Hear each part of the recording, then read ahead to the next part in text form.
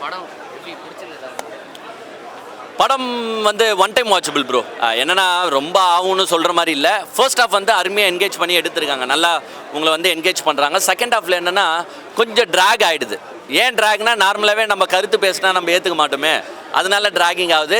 But இந்த காலத்து ஜென்ரேஷனுக்கு என்ன கருத்து சொல்லணுமோ அந்த கருத்தை எடுத்துகிட்டு வந்து படத்தில் போட்டிருக்காங்க. அருமையாக கருத்தை சொல்லியிருக்காங்க. என்னன்னா, இப்போ நம்ம சந்தோஷமாக இருக்கிறோன்னா அது பல பேரோட தியாகங்களால் தான் சந்தோஷமாக இருக்கிறோம் அப்படின்றத வந்து தெளிவுபடுத்தியிருக்காங்க. அது உண்மைதானே. இன்றைக்கி நம்ம ஸ்லிப்பர் போடுறோம், இன்றைக்கி நம்ம தோளில் துண்டை போடுறோம், இன்றைக்கி நம்ம ட்ரெஸ்ஸு போடுறோம், இன்றைக்கி நம்ம கெத்தாக சுற்றுறோன்னா இதுக்காக போராடி பல பேர் செத்துருப்பான். அதை வந்து தெளிவாக எக்ஸ்பிளைன் பண்ணியிருக்காங்க.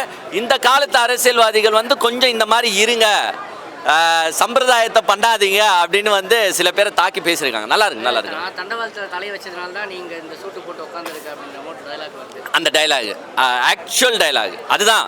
பல பேர் வந்து அவங்க உயிரே இப்போ தலையில் தண்டவாளத்தில் தலையை வச்சாங்கன்னா ரயில் போயிருந்துச்சுன்னா அவர் காலி தான். பட் அதையும் பொருட்படுத்தாமல் யாருக்காக?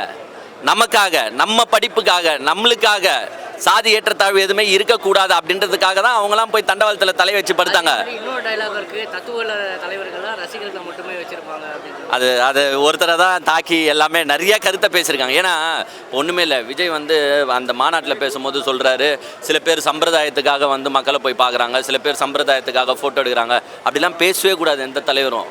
ஒவ்வொரு தலைவரும் அவங்க வேலை வெட்டியை விட்டுட்டு மக்களுக்காக கஷ்டப்படுற தலைவர் நிறையா பேர் இருக்காங்க.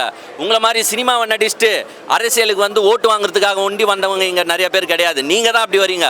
நீங்கள் தான் ட்விட்டரில் ட்வீட் போட்டுன்னு இருக்கீங்க. நீங்கள் தான் வந்து நான் வந்து உதவி செய்ய மாட்டேன், நீ வேணா என் வீட்டுக்கு வான்னு நீங்கள் தான் கூப்பிட்றீங்க. ஸோ எல்லா தலைவரையும் நீங்கள் அப்படி நினைக்காதீங்க அப்படின்றத வந்து அழகாக தெளிவாக சொல்லியிருக்காங்க படத்தில். நல்லாயிருக்கு. இப்போத்தி ஜென்ரேஷன்ஸ் கண்டிப்பாக வந்து பார்க்கலாம். பட் விடுதலை பார்ட் 1 பார்ட் 2 பார்ட் 1 வந்து உங்களுக்கு வந்து சூரியோட கதை ட்ராவல் ஆகும். இதில் வந்து விஜய் சேதுபதி கதை ட்ராவல் ஆகுது.